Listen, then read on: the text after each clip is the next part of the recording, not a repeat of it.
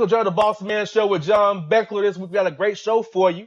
Emory Hunt, our man, footballgameplan.com, Fox Sports analyst Spencer Tillman, former running back in the NFL, and Coach Evan Williams, and the Boss Report entertaining you at the end of the show. John, you ready to talk to Emory today, and Spencer and Coach? Absolutely. I'm really excited actually to talk to Emory. Always one of my favorite guests. Always brings it and gives us all the great knowledge we need, especially as close to the NFL season as we are. Yes, indeed. And folks, without no further ado, I bring on our man, footballgameplan.com, the man who knows it all about the game of football, and according to John, more handsome than I, Emory Hunt. What's good, brother? What's going on, guys? Thanks for having me on. Yes, indeed. Well, Emory, I tell you what, this week's been a funny story in football. It's been the Jets and Geno Smith. And, you know, we've off there talking a little bit about how, you know, it's just unfortunate I got his jaw broke and he's getting ridiculed by the media, and his teammate, a backup running back, breaks his jaw, gets a job in Buffalo, and Rex Ryan trolled the Jets once again. I'm thinking about the Chicago Bulls. I said the Bills, but whatever. You know what I mean, guys. You know, it's just pretty much like the guy's getting a raw deal in New York, as we talked about off the air, and, you know, he can't get it right. And I think this is a case of Emory, I don't know if you agree with this or not, the guy got drafted into a bad situation. And he's finally getting some receivers now with Brandon Marshall and those guys out there. So this incident right here, do you think this is going to ruin his career going forward, that he won't get a second chance somewhere else? And this is pretty much the Jets organization making him look like a fool, but it's not really his fault. But things are going in a bad light for this guy, and he's getting labeled as a bust. Well, it's unfortunate because, and you bring up an interesting point about him, quote unquote, getting a second chance when the media already lays it out for certain quarterbacks. You know, certain quarterbacks don't get a second chance. Their quarterback, let's say in Tennessee, Vince Young, 31-17 record as the starting quarterback, rookie of the year. Let these guys have a playoff appearance, or, you know, 2 playoff appearances. They haven't been back since, and haven't sniffed the playoffs since they jettisoned him out. And they didn't really get that second chance. So if Geno Smith doesn't, quote unquote, pan out, he won't get a second chance. You've seen it happen in Oakland. Oakland was 10 games competitive and 3-6 with Terrell Pryor at quarterback position, and that didn't work out. They tried to convince the public that Matt McGlone was actually better quarterback, which he went on and lost the rest of those games that year for Oakland. And now this guy can't get a second chance. He has to now switch positions. So you see this constantly play out over and over, and the media gives Geno Smith a bad rep. He's never had an offense like he has now. He still doesn't have a running back per se.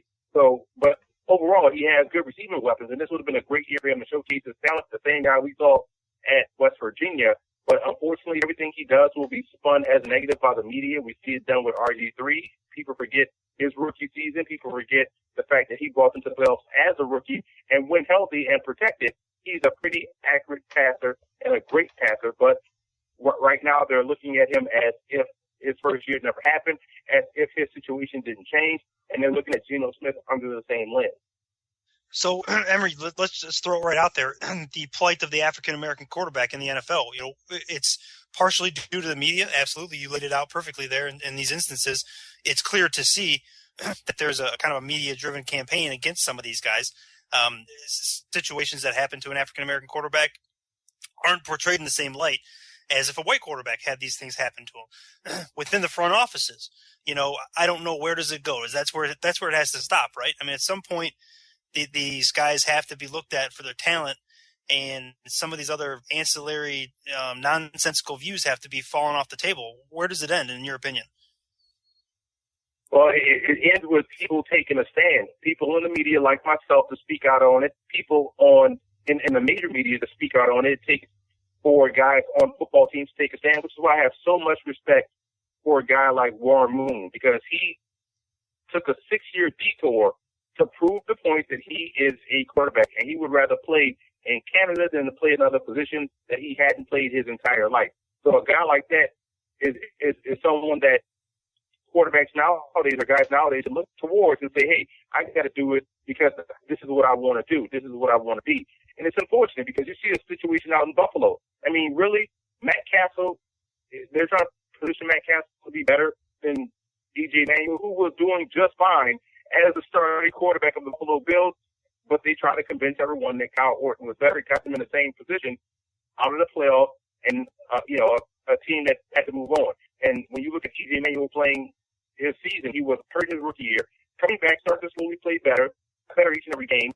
And he had completions, and all of a sudden you're making him out to be the worst quarterback in football history. And then now you start to see those reports come out, well, he doesn't know if he's left-handed. He doesn't know he's left-handed yet. Stuff like that, those snide remarks about black quarterbacks that you see from these anonymous scouts, anonymous media members, which could really be people making it up to, dirty the guy's name. And you see it too often, with EJ, with the black quarterbacks that you don't see with Matt Flynn, with Matt Castle, with all those guys, Scott Tolzien. Those guys constantly get re-signed, get opportunities to start. Matt Shaw. And so it's tough. It's tough to see, but guys have to take a stand. And if you have a big platform, you really have to come out and shine a light on it. Otherwise, it'll be more of the same. Well, Emory, you kind of touched on the Bills quarterback situation in that regard. Between Castle, Tyrod Taylor, and E.J. Manuel, ultimately, who do you think the Bills go with depth chart-wise? I'm thinking look like it may be Castle, Taylor, then Emmanuel was a 3, based on what I'm hearing from Rex Ryan and those guys out there. I think it looks like it's going to be Tyrod Taylor from all intents and purposes. But if it were me, I like to see guys progress. I would go with E.J. Manuel, then Tyrod Taylor, and Matt Castle in that order. But it looks like it's going to be Tyrod Taylor, then probably Matt Castle, and E.J. Manuel was an odd man out, which is unfortunate because, again, he wasn't playing badly. He wasn't playing poorly. He wasn't playing Gabbert, yet he's treated as if he were. Exactly. And also, Emory, I want to bring this up for you, too. I think E.J. Manuel and even Zach Mettenberger in Tennessee are one of the 32 best quarterbacks in the NFL. I don't know if you agree with me or not, but I feel like those two guys should be starting somewhere. There's better talent that they could be playing in maybe a Cleveland with the Browns, who has McCown or somebody like that. I think that there's room for those guys in this league. And, I hate that, when a guy's not the clean-cut, choir boy, perfect boy, or however they want him to be, it's like they get shunned and ridiculed. I think that's part of the NFL I don't like. How it's sour on you real quick and you get labeled real quick and then you don't get any more chances to just prove your worth anymore. I agree with you with that. You hit the nail on the head because you look at the Cleveland situation. You cannot tell me that John McCown gives you a better chance of winning a young, athletic, and would improve by gaining, each and every game, Johnny Manziel. So Cleveland is going to be in the same situation that they were in this year, having to pick high because, again, really good defense. I think their defense is going to be top 10. Really good running game. I love all of their backs. Everyone they have on the roster, I believe, can carry the football for the Browns. They have a really good offensive line. So they're built offensive line. Defensive line has gotten better, I believe. Linebacking core I really like. Secondary is outstanding. Receivers are decent. Quarterback is the question. And you can't tell me that Josh McCown, who helped contribute mightily to Tampa Bay Buccaneers having the first overall pick in his draft, he's going to help them get James Winston, that guy is going to help you get to the playoffs because it won't happen. And it's funny how people can hang on the one good thing that they've done and ignore the decade of averageness. He had that one good stretch with the Bears, that 6-game stretch, that 3-game stretch. Great. What has he done for the last 12 years of his career? So Johnny Manziel is the best option for Cleveland. And because he doesn't fit that quote-unquote mold you talked about, people look at him and over-critique him. He can't throw an incomplete pass because then they're just going to use that incomplete pass, that one pass, that one bad play to fit their narrative. See, he can't throw in the pros. He has to make that throw. When you can't complete every pass in the game, but Johnny Manziel is going to get turned into a negative just like you see with Geno Smith and other black quarterbacks. If they don't like you, they're going to spin to where you're terrible. And you see that across the league. You see it with certain quarterbacks, mostly black, but you do see it with quarterbacks like Johnny Manziel, heck, even Tim Tebow. Prior to him missing 2 years, before that, he was getting treated like dirt. Now you can treat him a certain kind of way because he's been out of the game 2 years. So it's the rust he has to shake off. But I hate seeing the media, and it's just this generation of media, the way have the control, the way they control the fans. Everything is negative. Everything is slanted. I broke down that Richardson play when they made it around the internet about him missing the hole and broke that down about this is why he had no chance to make that cut. but the media took it, ran with it about him being blind and stuff like that, which is fine. I get it, but that's misleading your audience. We're joined by Emery Hunt, footballgameplan.com on the Bossman Show. And Emery, I just wanted to get into this Patriots quarterback situation a little bit. Jimmy Garoppolo, obviously, at least to my eye, doesn't look like he's got a very, very good handle, I would say, on the offense, and going to be playing 4 games for the suspended Brady. Is this the type of situation that could submarine the season for the Patriots? I know they've done it before with the guy we talked about on this show, Castle. They went out and ripped off a bunch of wins with that guy. So I understand the nature of the Patriot system and, next man up and all that stuff. But maybe a little bit different scenario with Garoppolo and his age and the way that he's looked so far. It seems like it could be a rough start out of the gates for the Patriots. Well, and it could be, but I think what Garoppolo gives them, it's a little bit unique. He has the athleticism, so I would utilize that a little bit more to help save face for those 4 games. If they can come out this stretch 2-2, they'll be fine. Even 1-3, I think they'll be fine because Tom Brady will come back, he'll hit the ground running. But I think with Garoppolo, by him being a bit of an athlete, you want to utilize that to his advantage. You want to also implement a lot of concepts that made him comfortable at Eastern Illinois, and I think they're going to do that. I think what the Patriots run is sort of like what he saw, what he did at Eastern Illinois, which is why it was a great fit for them to pick him. I just think first game, preseason jitters. Obviously, he struggled versus the rush, which is something he struggled against in college. So that's a knock on his game that has followed him, throughout. I can't make you tough. I can't make you stand there in the face of pressure.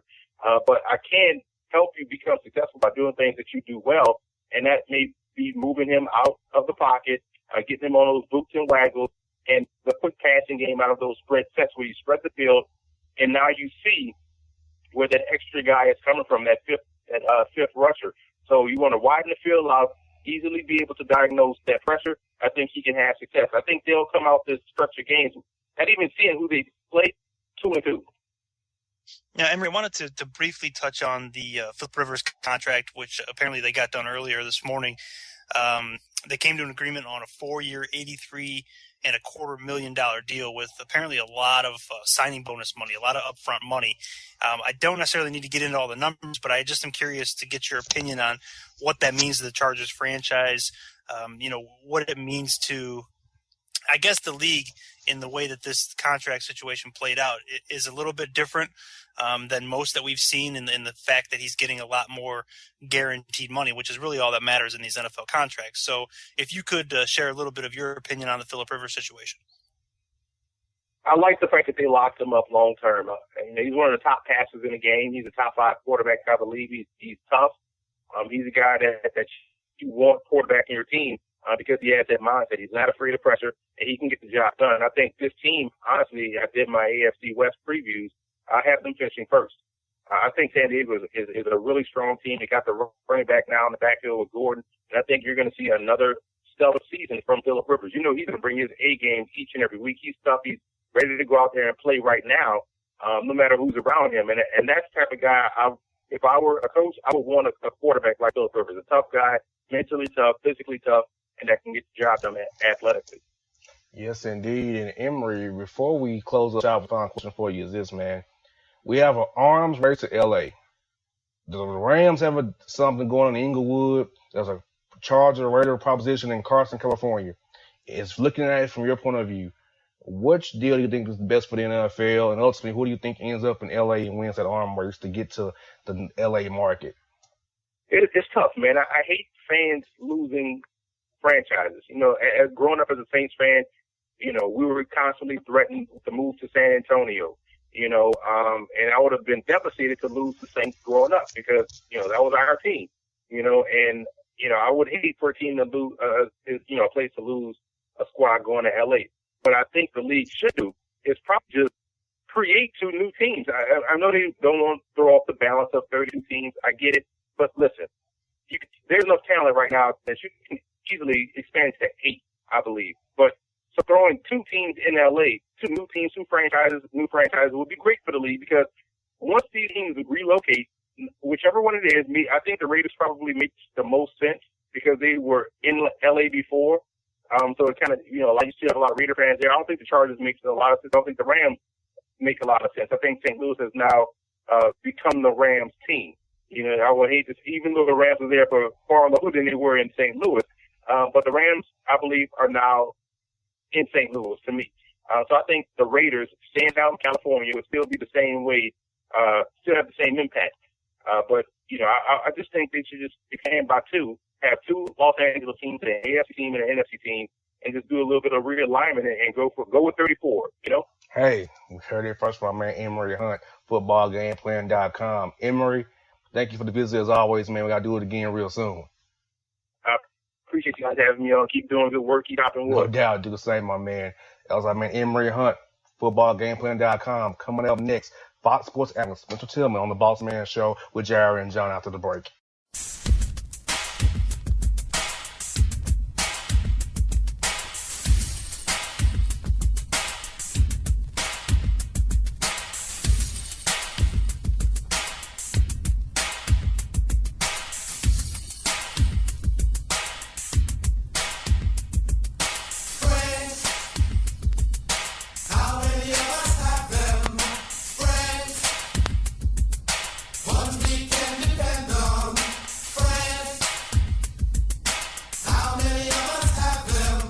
All your photo, video, and voiceover needs, check out the fine folks at Blueberry Productions. They will take good care of you. If you don't believe me, you can see for yourself. Check out their work at blueberryproductions.tv, the Facebook page, Blueberry Productions, also a Vimeo page, a YouTube page, and it's Blueberry, BLUBERRY, Prod on Twitter. Check them out today. Blueberry Productions, great people, great work, great service. Fantasy football season is fast approaching, and if you're looking for an edge this season, you need to contact the guys at Draft Day Consultants. The concept is a simple one. Draft Day Consultants takes your requests and connects you with one of their trusted analysts, who then guide you through your draft. Whether you just need a sounding board on decisions, or if you need them to conduct your entire draft, Draft Day Consultants has you covered. Every one of their consultants has a proven track record of success, and have conducted hundreds, even thousands of mock drafts. Thanks to this year-round research and analysis, the guys at DDC have an unmatched understanding of player values. So gain an edge on your league mates this season by hitting up draftdayconsultants.com. That's www.draftdayconsultants.com. Now get after it, fantasy footballers.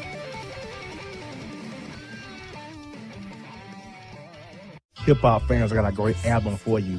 The debut album from Family Grind ENT, True Speech, and 313 Fresh. We're going to give you 2 discs, 33 songs of pure, genuine hip-hop. Albums available on iTunes, Amazon, Google Play, illstreetrex.com, and streaming live right now on Rhapsody, Beats Music, Spotify, Xbox Music, Spreaker Radio, and SoundCloud. Check them out today. True Speech and 313 Fresh. Family Grind ENT. Believe in it.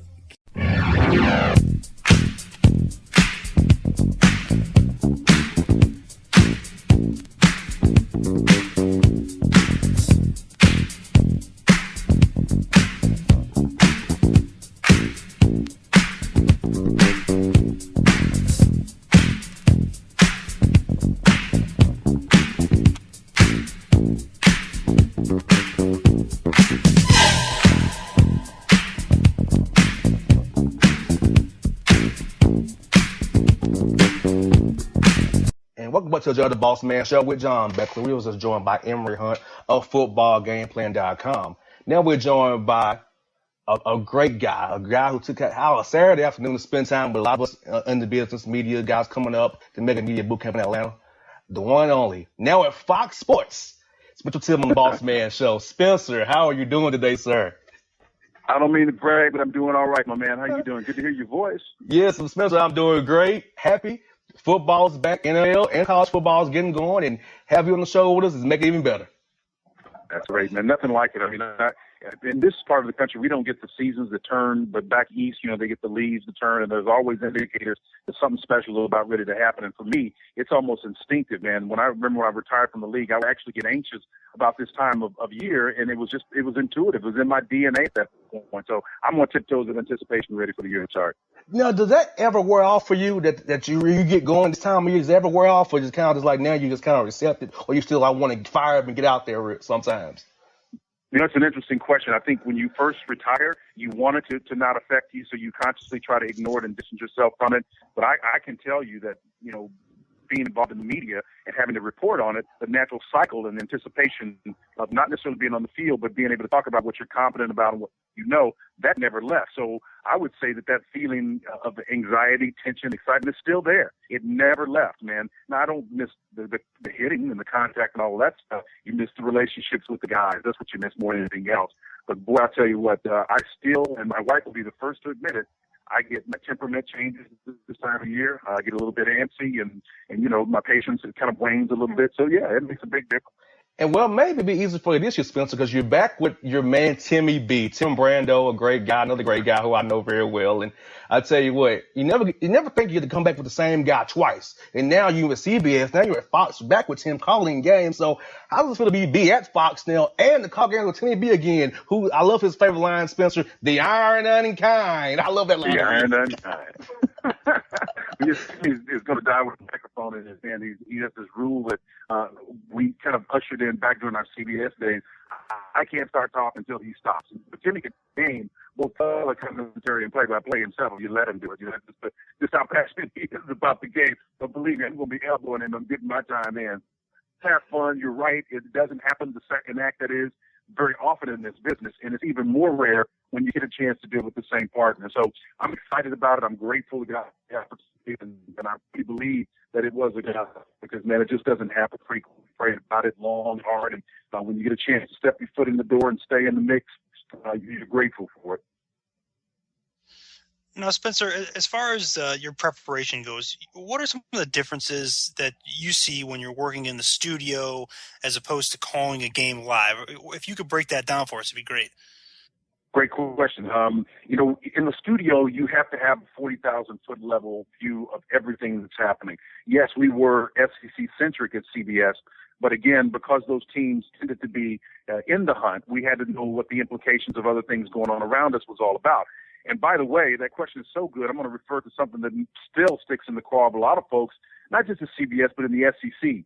I think by being in that chair, being objective or having to be objective, when I made the decision, I think it was week 7 or week 8, to talk about the implications of a one-loss Ohio State team being in the same position a one-loss TCU or Baylor was, everybody wanted me to kind of somehow subjugate Ohio State and allow Baylor or TCU to jump them. That wasn't going to happen. Why?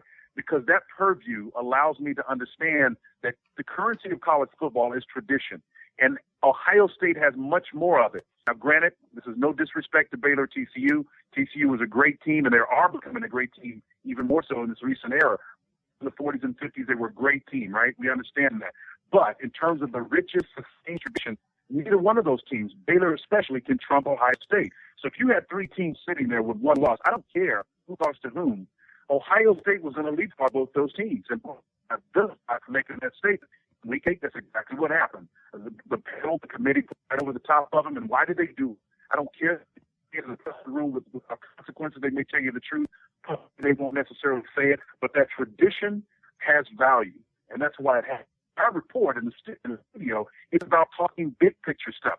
What are the implications? I can't be a homer, so I've got to have that 40,000-foot purview.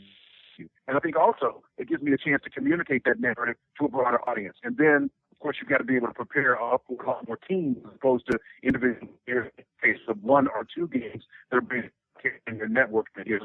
So there are some nuances, there are some differences, but the biggest one is having a 40,000-foot purview and being willing to and able to communicate that in the studio versus the game is about that game.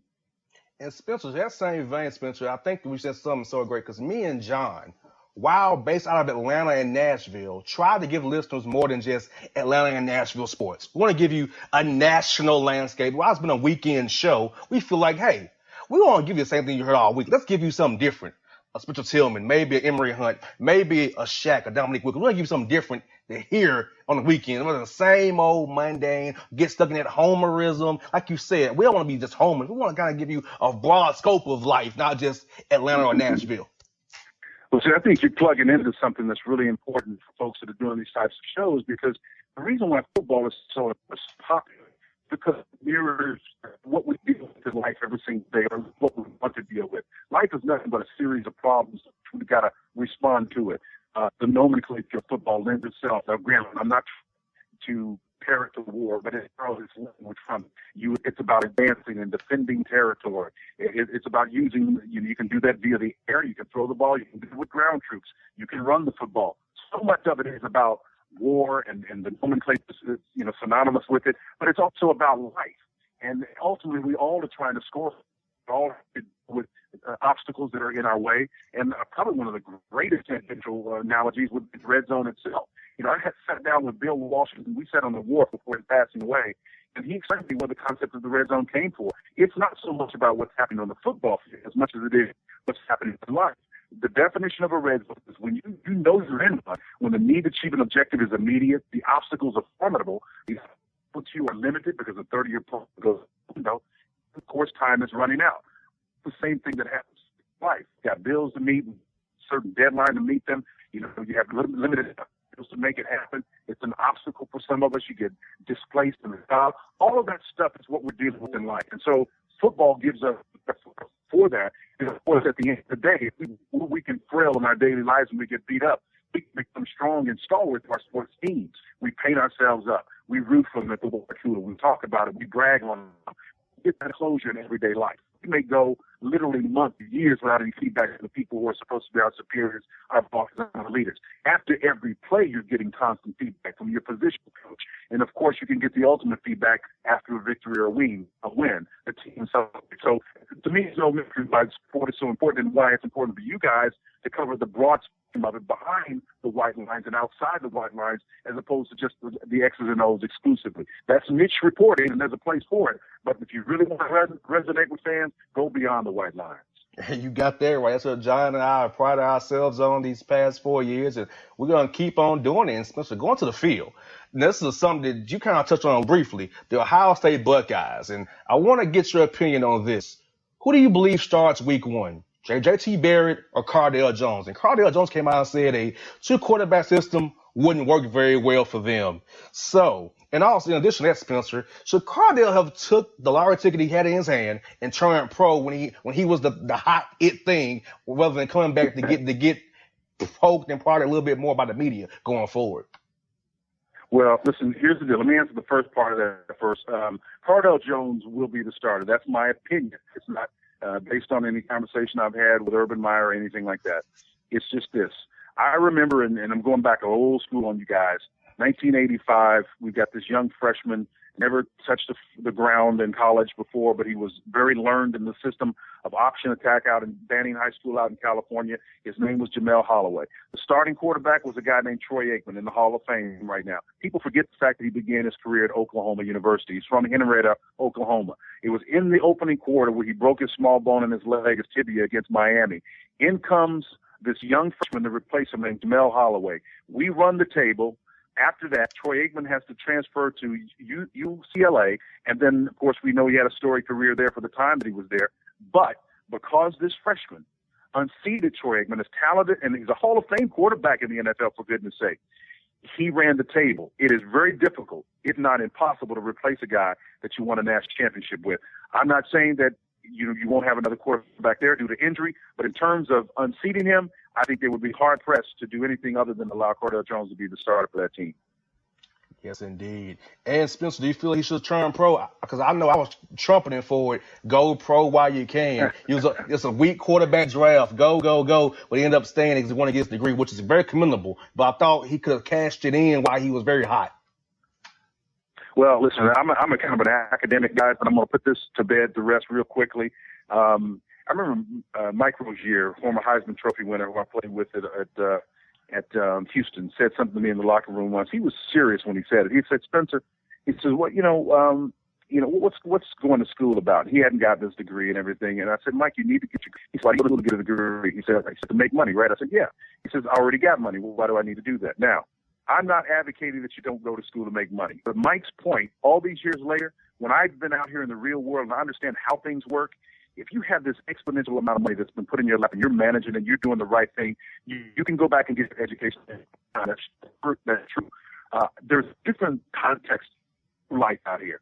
Just your hand or that sheepskin, it means the person is going to acknowledge that solely based on that. The world is so complicated, and there are different reasons for why people get jobs and opportunities out there in the real world. Now, it does help you. It's kind of like a PSL. It gives you the right to buy a ticket to compete. It doesn't guarantee you anything. And as the world continues to get more and more competitive, that's going to mean even less. Now, there's going to be people who hear this say, well, Spencer didn't suggesting guys not get their degrees. That's not true. I've got a couple. I'm a big-time advocate for education. You have to have it. I believe you need it.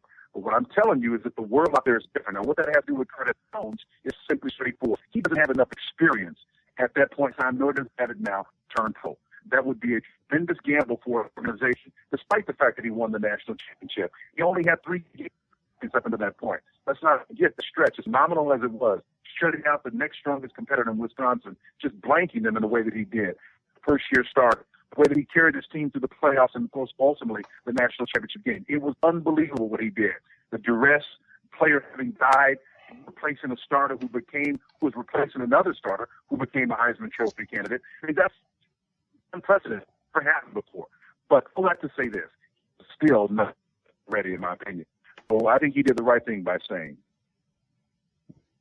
So, Spencer, looking at the Power 5 conferences, which conference do you feel is the deepest from top to bottom moving into this season? Well, deep in terms of overall teams, I would probably say that the South Division of the Pac-12 is probably as even as the SEC West was last year. And I would argue that because of the quarterback play, it's probably better. The defenses have improved out West. They've always had a reputation of not having stout defenses. I think that gap may be closing a little bit. SEC is still better overall. They run and chase better. Their defenders up front tend to be a little bit better as well. But I think because of the quarterback play, I think you could flip a coin this year that the Pac-12 is right there neck and neck with the SEC. And folks, we're joined by Spencer Timmer on the Bossman Show, covering sports, NFL, football, college football. We got a lot for you to cover with Spencer. And Spencer, I got to ask you about the Northwestern unionizing. The NLRB pretty much shut that down, and I feel like the students should have been unionized. I don't know how you feel about that. So how do you feel like it's going to affect student athletes going forward? And also, what would be the effect of the Power 5 autonomy going forward based on this ruling we got from the National Labor Relations Board yesterday? Well, the NLRB, if you notice, they steered clear of the aspect of what you're trying to define what an employee is. And they're smart to do that. They knew exactly what they were doing. The NCAA is not out of the woods on this issue just yet. Let me just make one point clear. I'm not an advocate of, in the current condition, players being able to unionize, because what it does, it substitutes one tyranny for another. You introduce another set of players, that is agents, who, in my opinion, are as dubious as the NCAA is itself in terms of having the best interests of the players at heart. So to introduce another player, and again, substituting one tyranny for another, it's not going to make anybody's future any brighter. The problem is the NCAA has demonstrated all of these years that it is not willing to do what is right, and that, as Reinhold Niebuhr wrote in his book Moral Man and Moral Society, that privileged groups rarely give up or share privilege without great and strong resistance. That's what we're seeing in play right now. You know, they've hidden behind this whole citation, and like I alluded to it a minute ago with the example of Mike Rozier, look, the degree is not what it is. When I am at car wash and I see a guy who was an integral part of the Oklahoma Sooners 2000 national championship, who has a degree, who's washing my car as it comes out the other end, and I look and I'm shocked, I'm stunned, I'm almost moved to tears by what I'm looking at. I know the kid's a sharp kid. I'm not going to mention his name to embarrass him. The point of the matter is this. The system has failed when he cannot, because of the time that he was committed to his sport, cannot be socially engaged to the point where he has the communicative skills to engage people who would be in a position to hire him.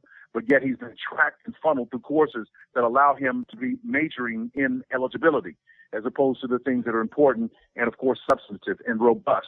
So those types of things still need to be worked out. The National Labor Relations Board not allowing these kids to unionize, I think, is a red herring. It's something that really is not the real issue here. That was a swing of the pendulum to the far side. But the NCAA should recognize what the courts have said and said, let's do right by these guys. When we were able to come up with a championship system, a playoff system that is able to generate in excess of $1.2, $1.4 billion that didn't exist prior to its introduction, that's found money that didn't even exist before.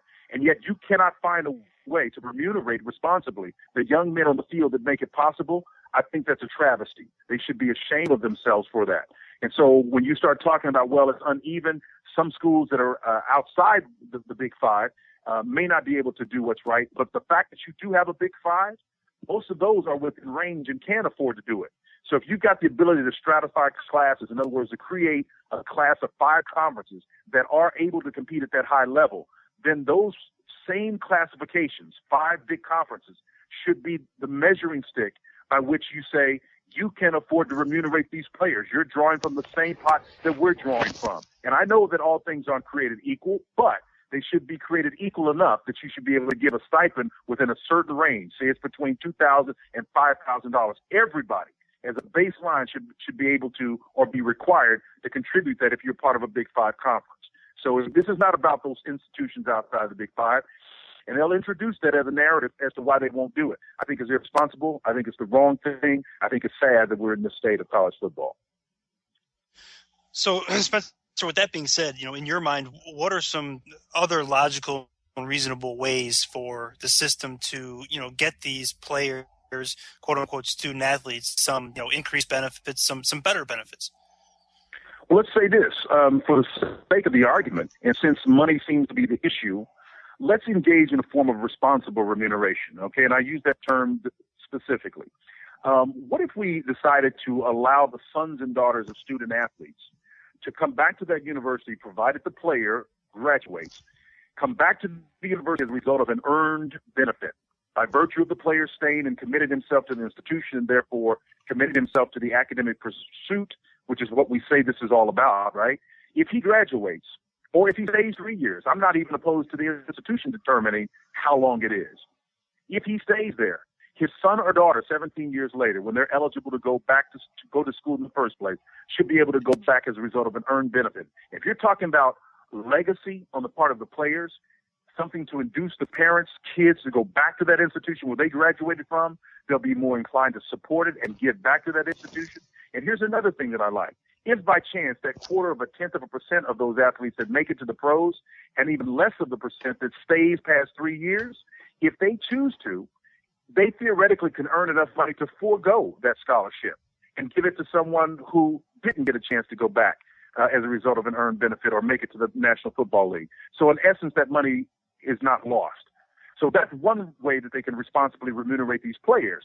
It doesn't cost them any more to take a rear end in that seat, in that classroom that always has 130, 200, 300 more students in it, particularly the freshman class.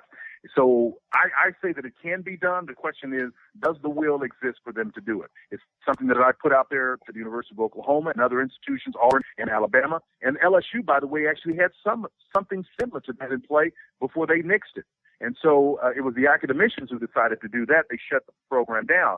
And it's sad that they did it because these are the same people who are the ones that are generating the revenue who you're constraining in this movement. You can't think of another aspect or tell me another aspect of business, work, and life where the people responsible for generating so much money are so marginalized and don't even have access to their own likeness.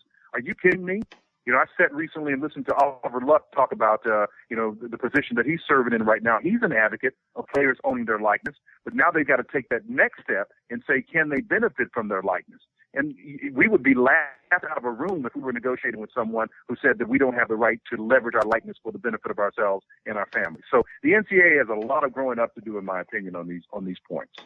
I totally agree, Spencer. And been around colleges as I have and having a lot of friends who play in the game, just seeing these guys struggle to buy stuff out of the bookstore or scrounge up for money and, having to ask, can I get this from you and not get in trouble? Or you're not going to tell that you gave me some money? Because it's sad when a college guy's asking me, can I loan them some money? They don't have anything to eat. And they play football at the university. So, like you said, man, I tell you, it's terrible. And I said, I know I'm 28 and I'm a little bit removed from college, but I still feel for my guys at my alma mater and other schools who I know that who can't really live. They're playing sports, generating all this revenue for the school, but they can't live. Like they can't get a 2-piece from Popeyes, without having to ask somebody. That's sad. That's right. And you know what to add to that, and let's just take, for example, Texas A&M just a couple of days ago completed their deal with Adidas. And this is money that doesn't exist as a result of anything they've given necessarily. They're going to get $500,000 a year on top of that. They're going to get the deal is reported worth $7.1 million. Okay, so all total, it's close to $8 million that the total package is worth. You know, they didn't really do anything except beat Texas A&M, but Texas A&M is there because of the players that Kevin Sumlin recruits, himself being a rock star kind of a coach. That is found money when you really think about it. Not everybody gets the same deal as Texas A&M gets or an Alabama would get. Well, why are they getting a disproportionate amount of money based on their success of the programs? And so if teaching rise and fall on their own merits, why shouldn't individuals be able to do the same thing? You know, I is not built that way. We can't necessarily take care of it evenly. And that's something that we've got to understand. So those institutions that comprise those 65 or so institutions that comprise the Big Five have only been quadrant off as a group. And they should be remunerated at a totally different level than anybody else. And I say if we do that, it's not denying all the others revenue. What it's saying is let's start to treat them like the revenue producers that they are. And then you know what? You don't have to take the names off the back of the jerseys when you sell the rights to EA Sports. I say go ahead, names on the back of them, but command or get in terms of remuneration what the market will bear product of that ilk, and then spread it with them and then the other non-revenue generating sports as well. So my point is, you don't leave the Title IX people out. You don't have to leave anybody out. The valuation of the product, the football product, goes up exponentially if you use some enterprise architecture and expand the base. You know, everybody's scrambling over the 9 pieces of the pie that's left. I say make another pie, and they can do it. But they're so concerned about morphing into this area of being confused as an employee, or you're already there. You've been there. The student athlete and revenue-generating sports are spending as much time engaged in their sports as the person working at the Ford Motor plant. There is no distinction for all intent and purposes. Try not showing up to work until you're still on scholarship. Well, you get fired if you don't. It's the same thing. You know, but if you're on scholarship, you don't get docked because you don't go to class for a given day. You get, you know, don't keep your academics up. Perhaps that may happen.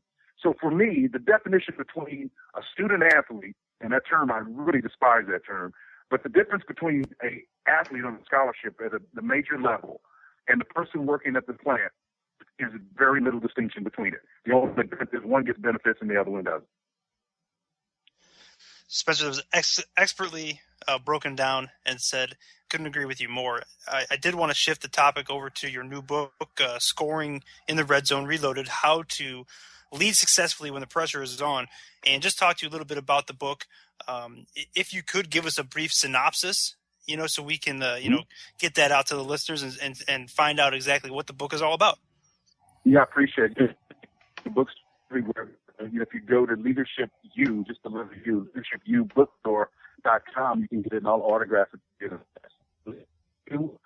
Store.com, and you can get a copy of Scored. So really it is a situational leadership model. Our world is a very difficult place right now, and what we need is a template how to lead in difficult situations. So what we did is took the concept that we talked about earlier, the red zone, and created a leadership model. It is based on a lesser-known figure in Scripture, Nehemiah.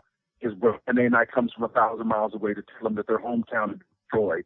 And so his core value was at that moment. In other words, the thing that was most important to him, his family, where he grew up, it was affected. So he leveraged his influence and his position in the second highest person in command in the citadel city, essentially glorified butler to King Artaxerxes.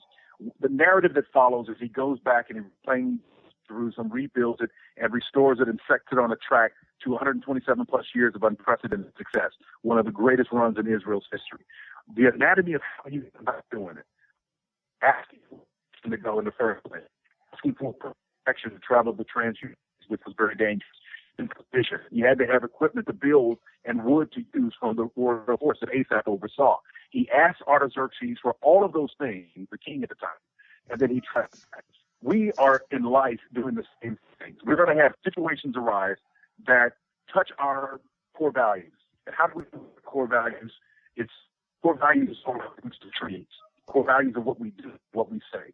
We knew it was because of what he did and leveraged his position to affect change.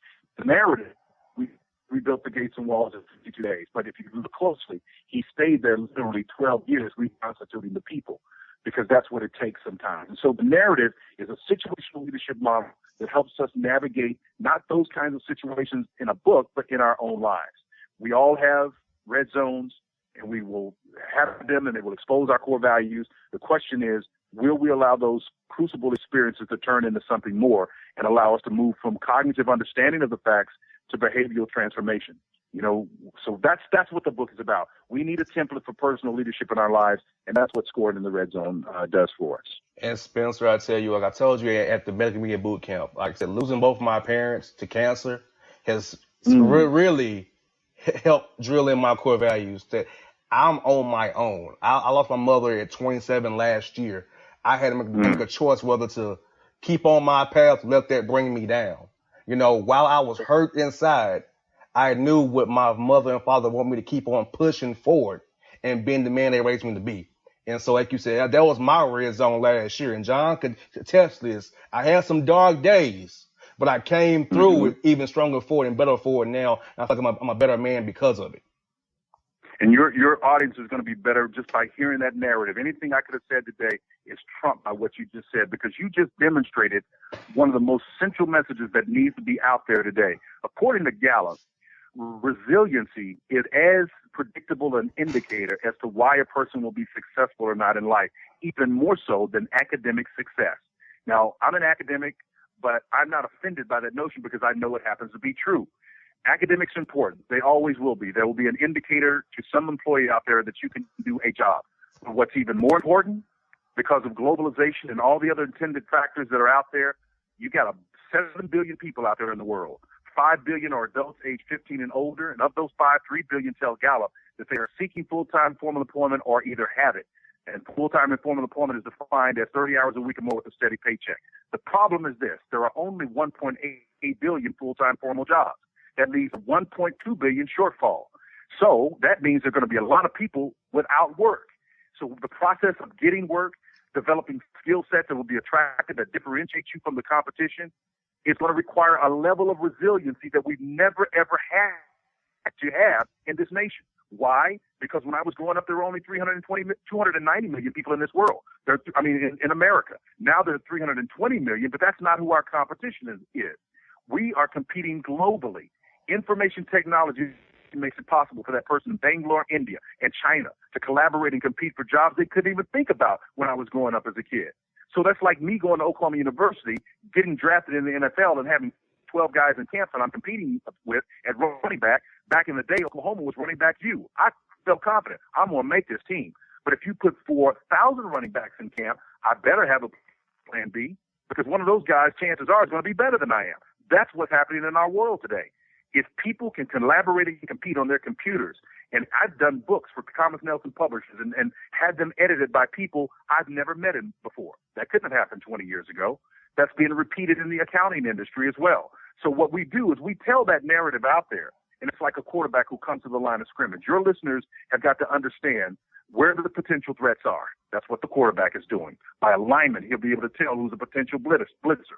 By looking and reading the papers and understand what globalization's impact, your listeners will know that things are different now. It's not like when I was growing up. If you could hold down a job, you're going to hold it down for a long time. Today, the average person is going to have between 9 and 11 stops before they reach quote-unquote retirement, whatever that is. So you come to the line of scrimmage and discern the threats. Now you call a series of plays or a play that gives you the best chance to succeed against that. If that involves going back to school, if it involves going to boot camp to get exposed to more ways you can be strategic, whatever it is, it can be a bunch of things, but you're going to have to call plays that give you an edge. And then you've got to execute those plays. So it's the 1, 2, 3 step process. Recognize the threats, call plays that give you the best chance to succeed against those threats, and execute the play. We've got to do that at an unprecedented level if we're going to be successful in life. And so that's really my narrative. It's what my book, Scored in the Red Zone, is all about. It's really what this game is all about. It's what your listeners should be listening to and appreciating more and more each day. And Spencer, I must say from the bottom of my heart and John's heart, we really appreciate your time today, because I know you give us a lot of your time. We really appreciate it, and I want to thank you again for what you did at the boot camp for me and John's careers going forward. What you done for my listeners today, and we look forward to having you on again. And I hope we can talk off the air more, and you can be a mentor to John and myself. Because we really look up to you and appreciate you for what you're doing, and we love your insight and your just way you break things down for us. It's so simple and so clear for us, and we would love to continue a relationship with you off there as well. Thank you so much, guys. I appreciate it. And just remember, a steady drip will wear a hole in the rock. Don't ever, ever give up. Just keep going. It's a process. Success is a process, and I appreciate the time. Yes, indeed, folks. That was Mr. Tillman on the Bossman Show. Coming up next, Coach Travis Williams talking about NCAA basketball and foreign trips for teams taking this year for the Bahamas trips, Canada trips. Get their teams ready for the upcoming season on the Bossman Show after the break. 5 days of fun.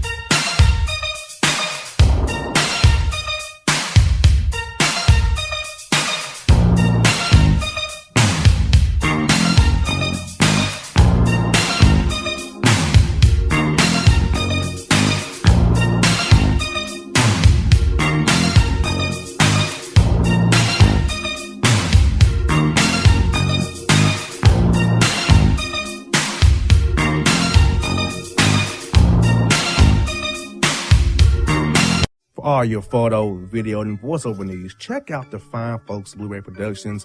They will take good care of you. If you don't believe me, you can see for yourself. Check out their work at blueberryproductions.tv, the Facebook page, Blueberry Productions, also a Vimeo page, a YouTube page, and it's Blueberry, BLUBERRY, Prod on Twitter. Check them out today. Blueberry Productions, great people, great work, great service. Fantasy football season is fast approaching, and if you're looking for an edge this season, you need to contact the guys at Draft Day Consultants. The concept is a simple one. Draft Day Consultants takes your requests and connects you with one of their trusted analysts, who then guide you through your draft, whether you just need a sounding board on decisions, or if you need them to conduct your entire draft. Draft Day Consultants has you covered. Every one of their consultants has a proven track record of success, and have conducted hundreds, even thousands of mock drafts. Thanks to this year-round research and analysis, the guys at DDC have an unmatched understanding of player values. So gain an edge on your league mates this season by hitting up draftdayconsultants.com. That's www.draftdayconsultants.com. Now get after it, fantasy footballers.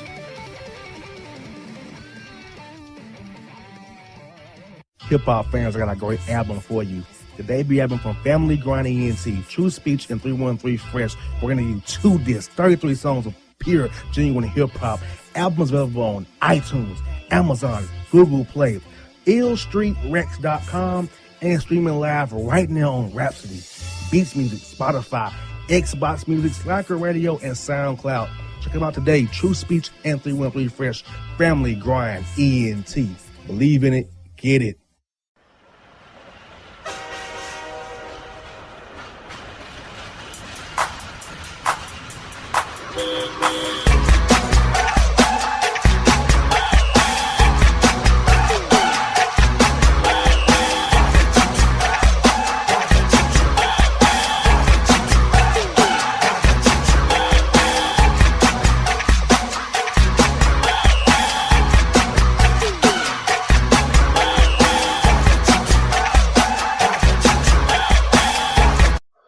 To the Bossman Show with John Beckler. We're joined by our man, the Coach Travis Williams. We're going to run an audible today, y'all. Spencer Tillman talked about the red zone. We want to run an audible because it was so good. Spencer's interview and Emory was good before Spencer. Coach has agreed to we'll do the Boss Report today, and he will come back next week with his great takes. You know, Coach has great takes always. So do the Boss Report with Coach. And while we're at it, Coach, how you doing today, Coach? How you feeling, man? I'm feeling pretty good. You know, anytime I can get an opportunity to get on the show, we do our thing, whether it's Balls Report, whether it's just other aspects of the show, I'm all down for. I'm down for it. So excited. John, you ready to coach up Coach this week in your segment to coach up the coach? Yeah, man. I think Coach's progress is coming along with the Boss Reports. We had a sit down. We ran over some game film this week. We did some game film on the Boss Report, and I think he's ready, man. He's ready. He's got a couple weeks under his belt. I'm expecting big things this week from Coach. Hey, man, don't put all that pressure on me. Y'all you got to understand that some of this stuff is just hard for me to fathom. So I'm going to go in and warn you. So if I be like, wow, sometimes I just don't have a response, man, because, you know, my mentality just can't think that way. So JB, I'm going to have to flow off you and JR, man. I'm flowing off you. But, hey, if y'all get that wow, y'all need to move on to the next subject, all right? So I'm giving you an early warning. That's cool, man. Hey, listen, we know now. We know what's coming, right? Yes, indeed. Well, folks, you've been waiting for it. It's time for it. It's here. It's the Boss Report. First story: John and Coach. It's the Mac attack. Hungry Pennsylvania man arrested after giving his brother a Mac-ass whooping for eating his 3 Big Macs, eating his fries, eating his sundae, and also his nasty Caesar salad. Listen, if you put down all that food in one sitting, you're not fighting back. If the dude wants to beat you down, you're just going to take a beating. You're taking an L on that because after you put down that much food, all you can do is take a nap. That's all you can do. Hey, man, you bringing the Big Macs in this scenario. But, hey, I'm going to be honest with you. When I was growing up, man, if someone touched my food when I was growing up, we used to mark the numbers. But we didn't fight to that extreme, you know what I'm saying? But I just think, you know, it's just what's amazing to me is that, like what JB said, putting down all that food and what's it, 3 Big Mac? What was it? 3 Big Mac fries? A sundae and a hold on, salad. he's talking about with a Caesar salad. Yeah. Now that's probably the healthiest part of the meal, the Caesar salad. And he probably ate that last. He sure did. Like, how did that get in the mix, right? Like, you're mixing in a salad at the end? Come on, man. Like, you put down 3 Big Macs. There ain't nothing you're going to do to make that meal healthy. You imagine how many calories? That is probably 6,000 calories just on top of that. Unbelievable. That wasn't on your dietary plan for your players, huh? Definitely not. I'm saying that's how long. But I'm gonna be honest with you. Back in the days, they would stop by there and you know, McDonald's or something and pick up something to go. But you talking about what I don't like is they really got into a fist fight. I mean, beat down like you described. You know. Here we had one. Listen to this one, Coach. A while back. This is back in Boss Report archive history. We had a man who shot his dog because the dog drank his last beer, right? So. Yes, that was a classic story. Oh. He shot his dog because he drank his beer. Wow. Yeah, well, I'm curious to say how many emails, responses did we get on that, you know, about that? Because I just wonder what type of story, you know, the reason the fallout from that guy shooting his dog for drinking his beer. John, let Coach know the emails when we get to this show that were very horrible after that.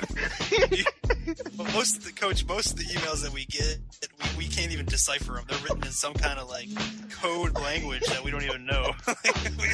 That's how bad they are. We can't even decipher them. Oh, I bet. That's what I'm saying. These people respond to these type of stories on the ball. I can only imagine the type of emails we get and the responses.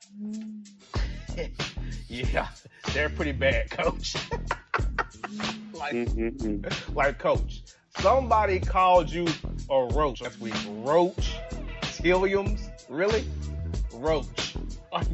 You're a roach. Like a roach? Yeah, it was like, never saying Coach was roach. Like ROACH Williams. T-I, like Williams? Roach Williams. Really? They must couldn't hear the problem. They must couldn't hear through their phone or whatever the case may be. What were they, or whatever they listened to the show from the feedback from the show. I don't know. It's amazing. They're stupid, Coach. We say. Yeah. Wow. Yeah. I'm glad y'all I'm glad you're filling me in on all this stuff. Coach, the email made no sense. You're asking me about why is your baby looking at you sideways? Why are you asking Coach this? How's he gonna help How's he gonna help explain to you why your baby's looking at you sideways? You know, that's what. Why your baby looking at you sideways? That's what the guy wanted. To ask you, Coach. Well, ask Roach Williams, why is my baby looking at me sideways? Like, how can he help you with that? I don't know. Was it a man or a woman? A man. I mean, a man. It was a man? Yeah. I was saying, Daddy, you need to get a haircut or something. I don't know. I was saying, Daddy, you need to get a shape up. You need to get a line up or something. I don't know. See, that's what I'm talking about. You don't like to look at that bad side and get a haircut. I'm clueless by that one. That's the example. See, John, see, tell Coach. That's what the counsel we get, Coach. That's what we get.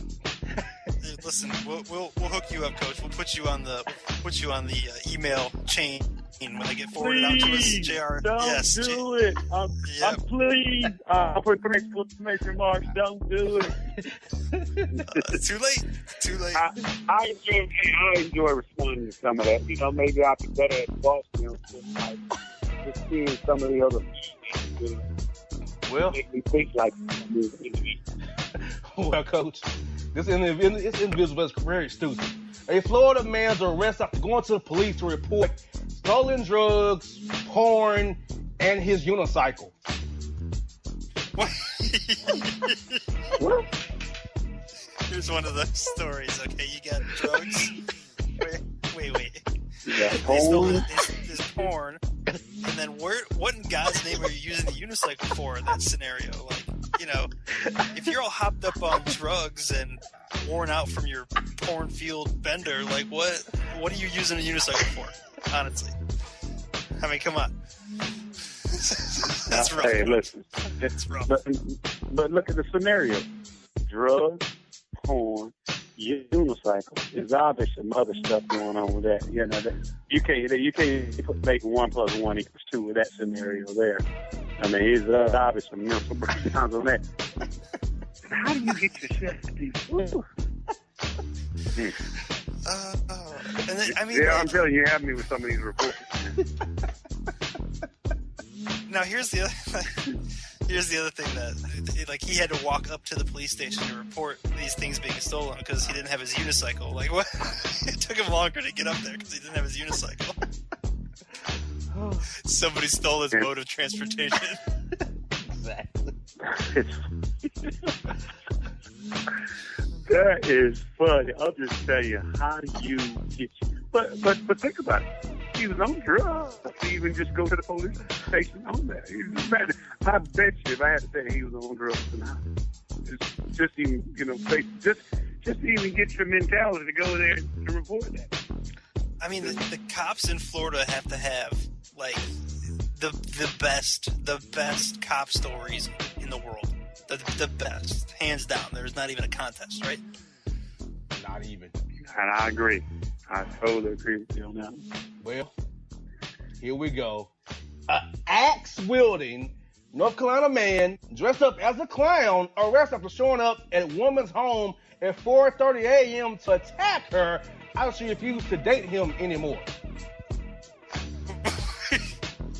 Sounds like a good life choice on her part. Like, what? Dude, I will tell you this right now, guys. I have been broken up with before. Never has it crossed my mind to grab an axe out of the shed, dress up as a clown, and visit my ex-girlfriend's house. It's never happened. Like, what? I've never gone from "baby, I miss you" to "I'm about to chop you up with an axe" in my clown suit. And you know, I think that was his. If anything came down, that was his costume of hide, costume of choice. And I guess he wanted to try to make that a funny scenario, but I don't see the humor in that. It's just unbelievable. Yeah, no. JR, there's another layer here, JR. I just wanted to touch on. Like, if you go to commit a crime dressed up as a clown, and then they put out the APB for a man dressed as a clown, you take that disguise off, and now you're your normal self. You blend right into the population. It's an unprecedented and crafty move on this man's part. Very much so. Very much so. And And what time you said? 4:30 a.m. Yes. What is going through his mind at that particular Coach, I think he got riled up when he was laying in his bed alone. He got riled up. He stole Florida man's porn, drugs, and unicycle. These scenarios. So we go from the unicycle guy, we go to the clown with an axe, breaking in the house. Now that's what I'm talking about. Funny. Well, here we go. Florida man arrested after taking his 16-year-old daughter, 18-year-old son, 17-year-old nephew, and their friends to a strip club for their birthdays, letting them dance while he got shaped up in the champagne room. No, wait a minute. Does this well, I will say this, JR, okay? At least he didn't leave them in the car. Okay, we've had scenarios where, you know, parents have left their kids in the car while they've gone out to do some stuff. At least this guy had enough sense to bring him into the strip club with him. Yes. Oh, man. That's a bad. You say he's an uncle? Yeah, his 2 kids and his nephew. Wait, hold on. 2 of his kids? Yes. And his 16-year-old girl, 18-year-old son, and 17-year-old nephew. I guess that's the parental handbook that things not to do. You know, he didn't get that memo growing up. He didn't get that memo. Not at all. And then he protected, you know, he did his part and left him in there. Yeah, while he went to the champagne room. And we can only imagine what happened in the champagne room, right? No matter what a stripper tells you, it's to be no sex in the champagne room. Wow. That song. Wow. And I'm just, you know, it's amazing. You know, I really want to see the look on the kid's face when he came back out and when all this went down. You know, what's the explanation they made to the parent? Exactly. I also know where's the mom at. That's what I'm talking about. The parents, you know, where is the mom? You know, the nephew's mom and the kid's mom. You know, I can't even just imagine that. You know, doing something like that. She's probably working the champagne room. Could be. You never know. You never know. For him to have that mentality. Hey, for him to have that mentality to do that is obvious something going on. Oh, yes. And, Coach and John, we're going international again. British woman files for divorce after husband goes on bender and comes back with a penis and a monkey tattooed down both of his legs. Dude, if that happens to you, you might as well not even come home, man. Like, just call it quits. Make a phone call and be like, yo, honey, I did some stuff. We're going to have to call it quits. I'm going to move into the hotel for a while. I'll be over next week to get my stuff. And just call a day on that one. Hey, you don't even get back on that. You don't even get on the airplane to come on back up for that one. Because the repercussions after that is something you have to live with. And if I'm related to your wife, I'm fighting you. If you're my brother, I'm fighting you. If my cousin, I'm fighting you for doing some crazy stuff like that.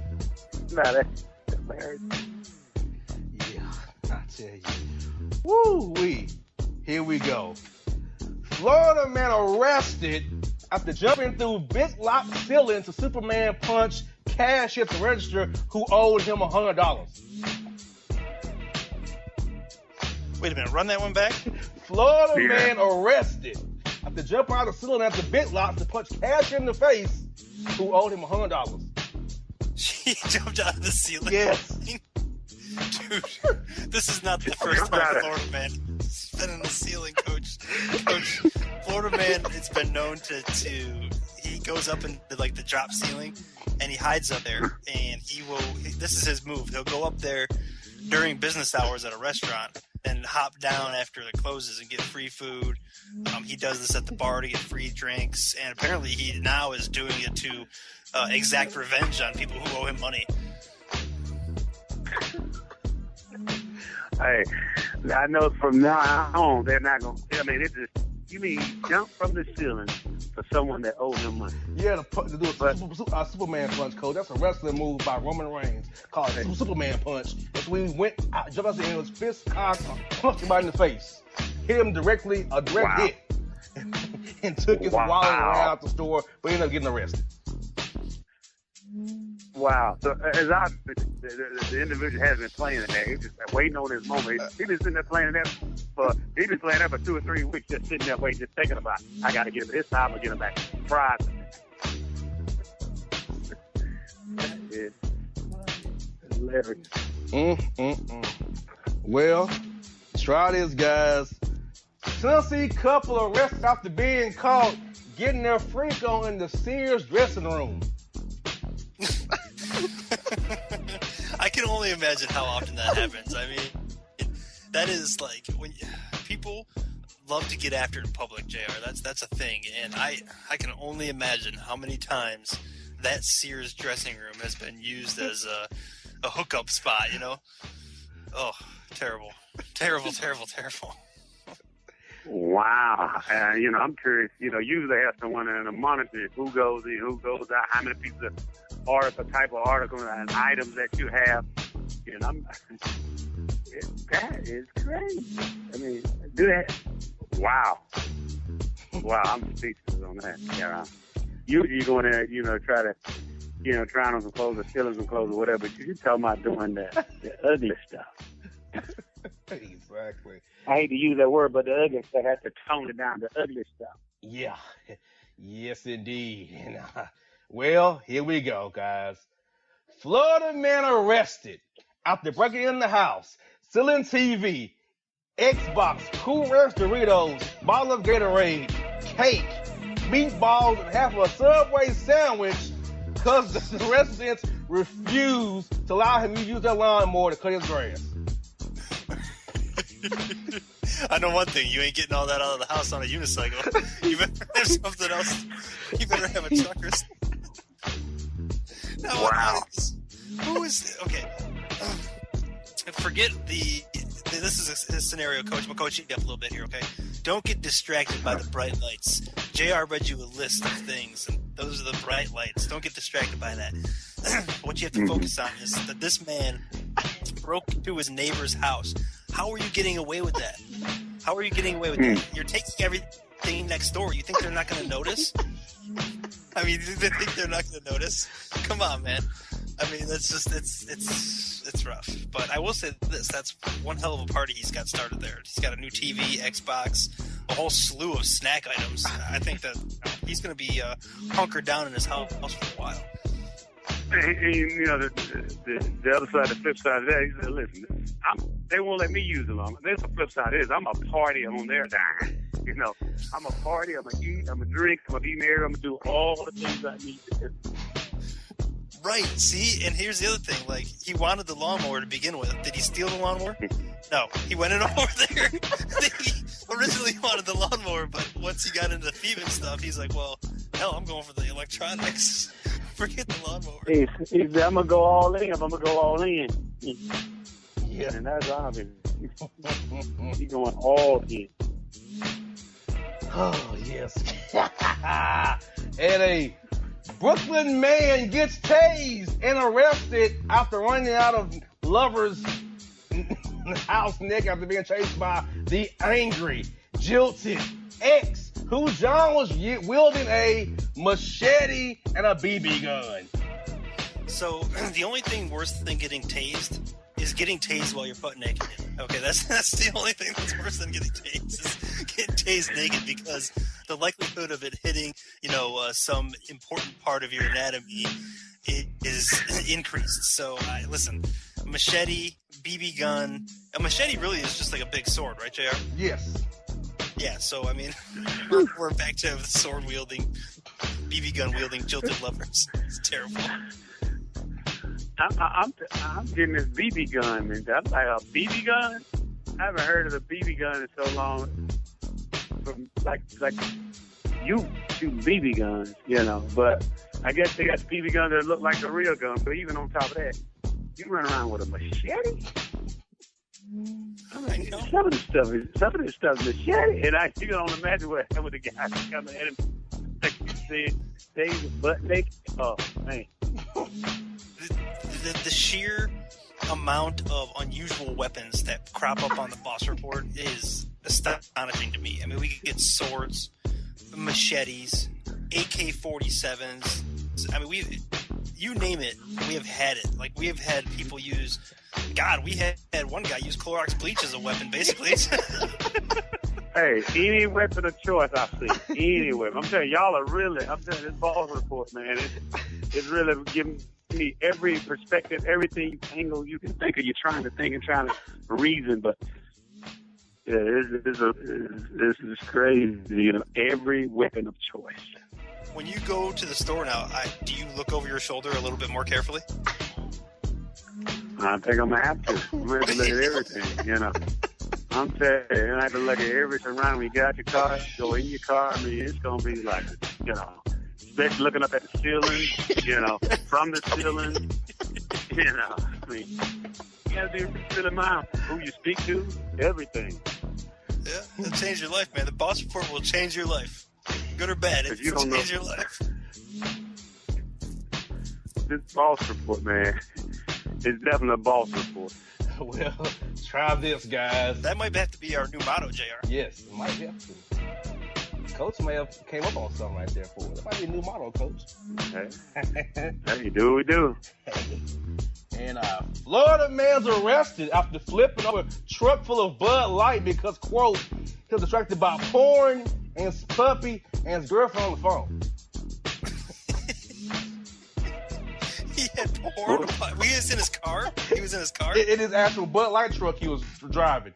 He was driving the Bud Light he was truck. Driving the truck. He was driving the Bud Light truck. Mm-hmm. Oh, yeah. Okay, and he was distracted by what? Porn and his puppy and his girlfriend on the phone.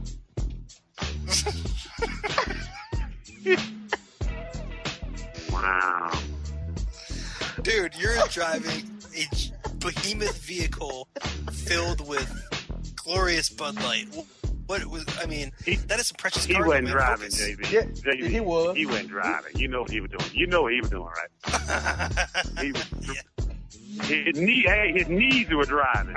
If you catch my drift, his knees were driving. He wasn't driving. Oh, God.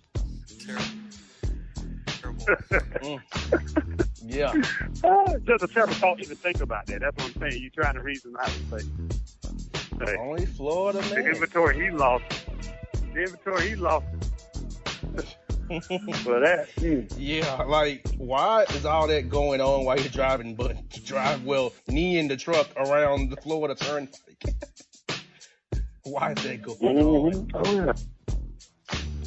That's my question. And I question this, too. Texas woman arrested after stealing ex-boyfriend's sperm from the sperm bank to illegally impregnate herself. So, okay, here's my question on this. Like, I've never been to the sperm bank before, but I kind of assume that you're using the term bank. There's some level of security that's involved, correct? You would think. Okay, because if it was like sperm storage unit, then I would say, okay, there's less security involved. But you're saying sperm bank, which implies to me that you have this stuff under lock and key, which obviously isn't the case. Exactly. Well, you know what I'm thinking. I'm thinking there was some like little payoff or something. You know how you do some bribes and stuff. You know, they went all out full of salt to get that, sperm or whatever. So it had to be some payout. You know, they had them, look inside working game. You know, like some of these folks robbing banks and doing all this stuff. You know, it was like a heist. They playing a heist. That's sperm. You know, when you look at the scenario and how it happens, like you're saying, it's supposed to be secured. You know, it's supposed to be some level of security, some communication, some coordination. How are you just gonna steal his sperm to impregnate yourself? That's a good point, Coach. That's a good point. Inside job, man. Inside job. Well, that's what I'm saying. It had to be an inside job. You think about it, you're going to be able to walk in there and get his sperm and pregnant, so it had to be some inside job, which is just crazy that you're thinking of that. She's thinking that way. Exactly. And Florida man arrested after jacking truck at truck stop carrying over 10,000 pounds of explosives. Dude, you do not want. Listen, the last thing you want is Florida Man to have explosives in any amount. 10,000. You said 10,000 pounds. Yes. That's 5 tons worth of explosives. Wow. Just batten down the hatches, Coach, because in the next coming weeks we're gonna have stories about Florida Man and explosives coming out the yin yang. I'm saying, wow. That's my thing is, man, what is he doing with it? Blowing him up his girlfriend's butt, probably. That's what I'm saying. And I mean, what is he doing with him to get to that level? Doing some crazy scenario if you can check a truck. Yeah. I don't even want to know. That's what I'm saying. That's just like crazy. Oh yes. Some stuff you just can't respond to. Some stuff just like, really? Come on. Yeah. That's fun. Yeah, you can't respond to some of this stuff. I agree. And just think me sitting here trying to write this stuff up, trying to get it wrote in a way that's funny for the listeners and the people and you guys, and try this. California man arrested unsuccessfully trying to hide from cops by spray painting his face and hiding behind a tree.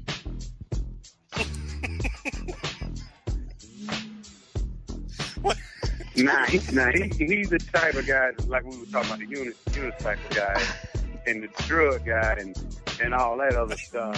I mean, you combine that guy jumping from the ceiling to this part here. That's crazy. I mean,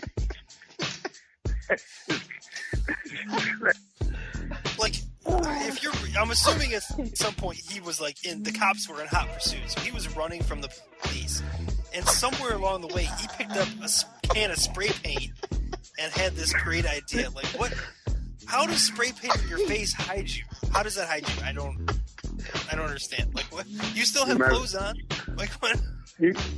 Well, you probably reverted back to his old days. Thought he was hunting in the woods and stuff. Thought he could blend in like the hunters or whatever the case may be, like the animals. What's that animal that always blends in and changes color? Chameleon. Yeah, something. Exactly. Woo-wee. And here we go again, guys. Florida man arrested after being found naked, drinking beer, eating Taco Bell at a stranger's house, says, quote, "You don't live here. I live here with my Mariah Carey, my ex-baby mama." Well, that's a very simple answer, JR. This man happened to be walking along the side of the road when our friend driving the Bud Light truck tipped it over, got his hands on some free brew, got into it, and ended up at the wrong house. And I agree. With 3 exclamation marks. There's no way. I totally agree with you on that. Oh, yes. And we're going here. Illinois woman arrested after shooting flat screen TV over her kids watching too much SpongeBob, Bob the Builder, Love the Hip Hop Atlanta, and Wildin' Out. Well, Coach, you could probably speak to this having youngsters around the house, but man, you watch enough of these shows and it'll make you snap, right, Coach? Hold on, repeat that. The mom was what? Arrested for shooting the flash screen of the kids watching SpongeBob, Bob the Builder, Love the Hip Hop Atlanta, and Nick Cannon's Wildin' Out. Well, that's a parental problem there, first and foremost. You shooting your TV instead of just turning it off and unplugging it or taking it out the room. I mean, that's just bad parenting all the way around, any way you look at it. That's just bad parenting. But I guess you got to a point where she just tired, sick and tired. They always say, sick and tired of people watching, doing something.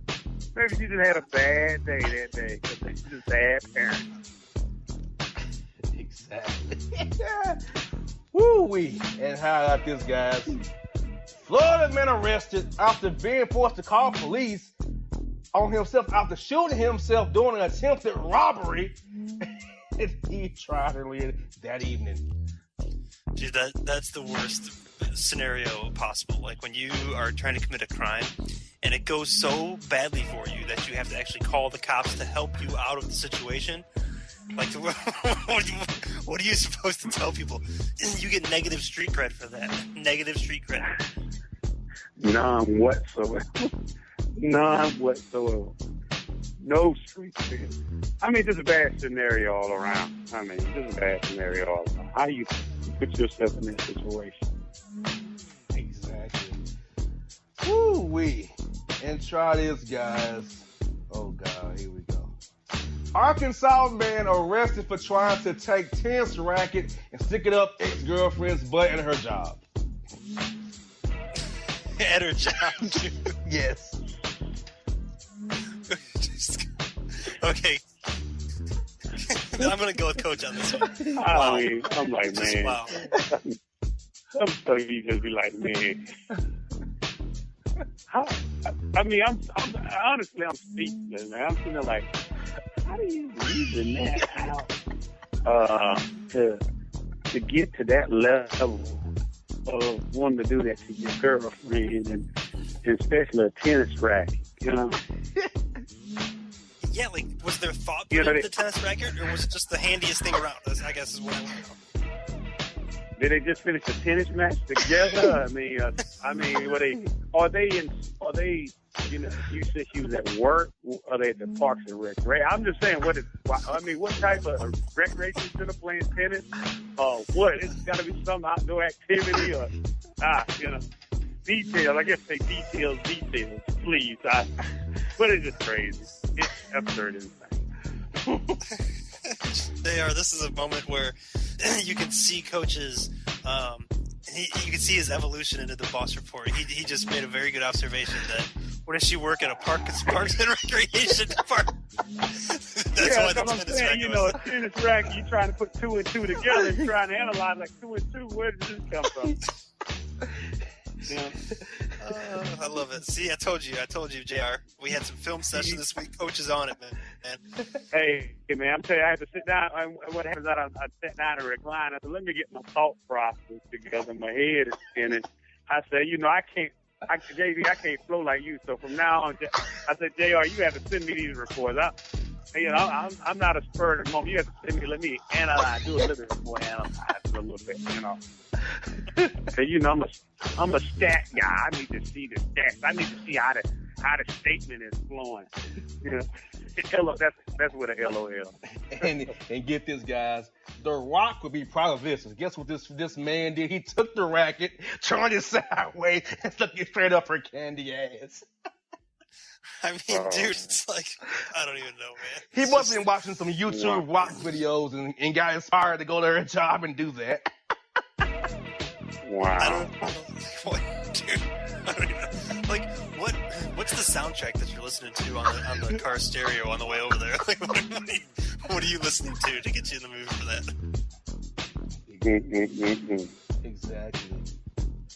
Oh, we got 2 more to go, guys. Naked Oklahoma burglar arrested after being caught in victim's garage wearing only cowboy boots, eating pepper steak, watching porn, and playing with himself. How does the pepper steak get in the mix? Like, what? Like, okay. I don't eat a lot of food while I'm naked. I'm just going to throw that out there. Generally speaking, I'm fully clothed when I'm eating, first of all. Second of all, if I happen to be engaged in some kind of activity that would, you know, require me to be naked, I wouldn't be eating during that activity either. So I'm not sure where this cat is coming up with the pepper steak, but more power to you, brother. All right. Let me ask you a question. Did they have a refrigerator out in the garage? You know, they had one of them refrigerators, you put the food in it, and hey, he just made himself at home. It's out, he just made himself at home. Yeah, you did. All the way. All the way at home. Pepper steak. Wow. Yeah. I'm going to tell you something. Eating pepper steak, buck naked in someone's garage while you're watching porn in a pair of cowboy boots is about as home as you can get. Man, oh, man. And final story today, guys, is this is from last week, a little recent from last week. Florida man arrested for a 3rd time this week after breaking back into girlfriend's job to steal back his 18-inch detachable penis. Yeah, I mean, like, you gotta try to get it back, right? I mean, it's that's your thing, man. that you need it. You cannot go without it. You've got wherever it's at, you got to go and try and get it back. So I can't even fault the dude for getting busted 3 times on this.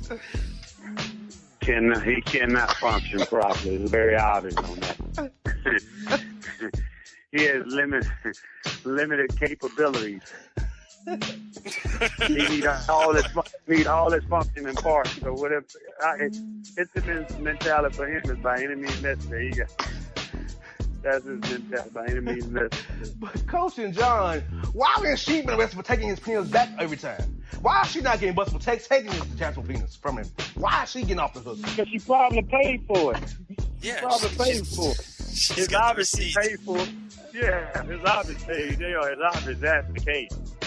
She paid for it, and she needed her own, satisfaction. In other words, if you read between the lines, I mean that's very obvious. Instead of the other pushing towards that both shoes and stuff like that. So Hell, at 18 inches, she better get a hold of that man wielding the tennis racket. Those two are a match made in heaven. Exactly. Oh man. Okay, guys. Before I close us out the box report, I need to hear you guys' take on today's report. Listen, man. I go back to the first story. Like you broke out a unicycle. That is the first time we've ever had a unicycle on the boss report, man. And I'm curious to know. Like, Florida man does a lot of things, but I had no idea he could ride a unicycle. And listen, man, somebody stole it off of him. You got to go report that to the police. Generally, you want to leave out the part about the drugs and the porn, but hey, listen, somebody's got your unicycle. You need to get it back. And the guy that's falling from the ceiling, and just he needed his money, but he went to great lengths to try to get his money back. What he did was really make a statement on how you get your money back. They call it the element of surprise. And he don't tell how long he was in the ceiling. It's the element of surprise of what he did. He said, "I'm gonna get my money." So, I'm curious to see did he get his money back. He did, but he got arrested after the fact. Yeah, exactly. So it was all null and void.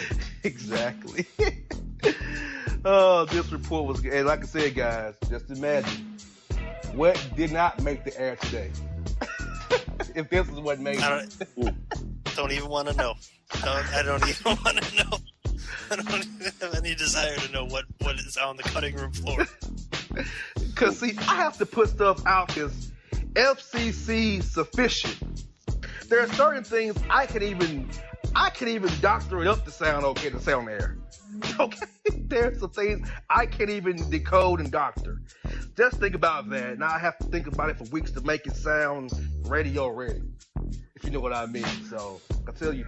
Hey, I applaud your efforts because that really takes some strategy. That takes a really good thought process, and that takes semantics because, as you know, the language is very important. Language in the way you portray these stories of getting the meaning out and how you quote them and be specific.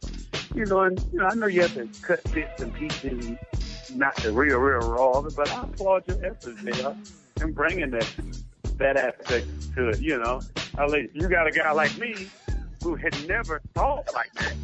You know what I'm saying? I don't, my mentality. I have folks when the report go out, they say, "Man, is that coach? He's trying to figure it out, or he's trying to analyze it." But so you got me really analyzing it in my head. I still got them little men running around in my head and stuff. So, but ultimately, I told you I'm gonna give you those 3. I'm gonna give you that wild statement of 3 exclamation marks. And I was like, "Wow, really?" Yeah, I'll tell you. Well, Coach, I know your mind be racing this week. And Coach, now John and Coach from last week's report. Any stories sticking you all's head all week that's still stuck in your head this week?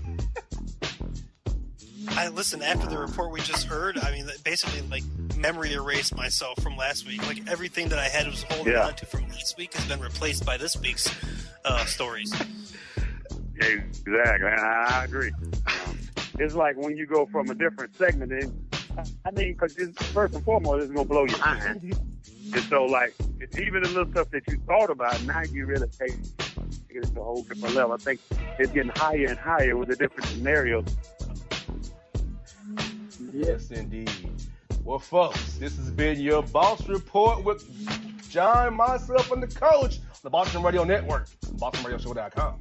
And if you don't know, now you know. Folks, had a great show for you today. Emory Hunt, FootballGamePlan.com. Our man from Fox Sports, Richard Tillman, on the show, and Coach Ellis Williams on the Boss Report. Folks, hope you enjoyed this week's show. Spencer, Coach, and Emory was great. Hope your mind's blown. Hope you're thinking. And folks, email the show. Holla at BossmanRadioShow.com. BossmanRadioShow.com for the shows and the apps. Look for the Twitter and the Facebooks, all that good stuff. So folks, hope you had a great day. Hope you enjoyed the show this week. Coming back next week, same bad time, same bad time on Bossman Radio Network and BossmanRadioShow.com. We out. For all your photo, video, and voiceover needs, check out the fine folks at Blueberry Productions. They will take good care of you. If you don't believe me, you can see for yourself. Check out their work at blueberryproductions.tv, the Facebook page, Blueberry Productions, also a Vimeo page, a YouTube page, and it's Blueberry, BLUBERRY, Prod on Twitter. Check them out today. Blueberry Productions, great people, great work, great service. Fantasy football season is fast approaching, and if you're looking for an edge this season, you need to contact the guys at Draft Day Consultants. The concept is a simple one. Draft Day Consultants takes your requests and connects you with one of their trusted analysts, who then guide you through your draft, whether you just need a sounding board on decisions, or if you need them to conduct your entire draft. Draft Day Consultants has you covered. Every one of their consultants has a proven track record of success and have conducted hundreds, even thousands of mock drafts. Thanks to this year-round research and analysis, the guys at DDC have an unmatched understanding of player values. So gain an edge on your league mates this season by hitting up draftdayconsultants.com. That's www.draftdayconsultants.com. Now get after it, fantasy footballers.